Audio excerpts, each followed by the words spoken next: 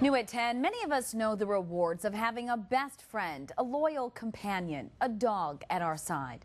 But a nonprofit is putting the bond between human and canine to work, teaming up our nation's warriors with four-legged friends in need to fight each other's personal demons. NBC 15's Dana Bruick explains.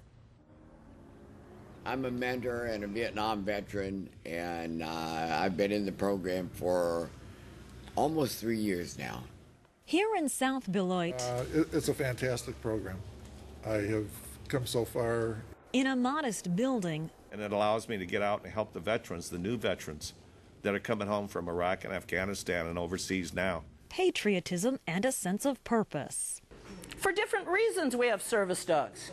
It's a safe place for veterans. It just is. Veterans come from different decades. I'm a Vietnam vet. Going to go on the honor flight May 1st. But face similar struggles. I have a patch on my jacket that says, "Not all wounds are visible."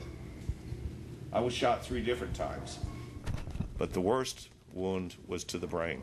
The wound is PTSD, post-traumatic stress disorder. I did fine for 32 years, and then I had a flashback that took me back to Vietnam, and it pretty well changed my entire life. His treatment is at his feet. Katie has been such a blessing to me. Katie is Mark's partner in recovery. She'll wake me from my nightmares and allow me to go back to sleep normally, like normal people do. And she's his partner at Circle of Change, a rehab program designed to open the door to a better future for veterans with PTSD and for some four-legged counterparts with traumatic histories themselves. Those are those scary men that you hear about. In some cases, abuse and neglect. If you wanted to make the case, you could say that the dogs have PTSD. Now, I realize that doesn't apply exactly, but they are traumatized dogs, and the veterans see in them similar reactions to themselves, and that's beneficial. The vets meet weekly to rehabilitate rescue dogs for eventual adoption. She believed all men should be erased from the face of this earth. This dog had no confidence at all. Training dogs also helps veterans readjust to civilian life. Beautiful. She's been teaching me things that I didn't know I could do anymore, that I'd given up on myself. I worked with prisoners, worked in the interrogation areas. Greg, an Iraq veteran, has undergone intensive treatment at the VA. I was pretty bad. They might have saved my life. This dog knows the frustration, the agitation, all that.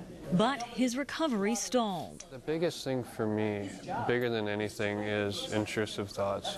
Last fall, he inquired about the program, pairing vets with wounded souls of another kind. I see veterans like myself and some of the other guys that have only been here a few months are a lot better than they were when they were first here. And part of the proof the program works, the number of veterans who return as peer mentors for new participants. I wouldn't miss it for the world.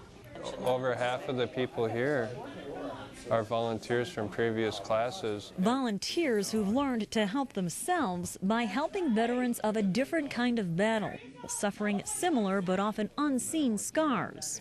One of the veterans said they forgot all about that bad stuff. What really hit me was when we were told, no, that dog, but it's in a good place now. And leading those at the other end of the leash to a better, less isolated place, too. She's like my left arm now. I don't know what I do without her, to be honest.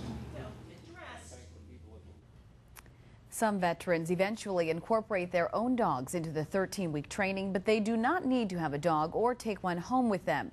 Participants do need a referral from the VA to take part. The program relies on donations, and if you would like to help or learn more, we have a link at NBC15.com.